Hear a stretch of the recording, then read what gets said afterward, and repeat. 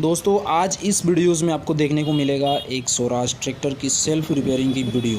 और इसमें क्या है कि स्वराज 744 एक्सटी ट्रैक्टर है, इसका सेल्फ जो है कि गड़बड़ हो चुका है। मिस्त्री साहब बताएं कि सेल्फ शायद जल गया है, तो इसको क्या है कि ये खोलेंगे और खोलने के बाद वो अपने काउंटर पे ले चल के रिपेयर करेंगे। तो इस वीडियोज़ में आपको सारी चीज़ देखने को मिलेगा, आपको कोई कुछ नया सीखने को मिलेगा।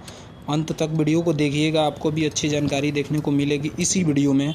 और वीडियो को लाइक कर लीजिएगा, चैनल को भी सब्सक्राइब कर लीजिएगा।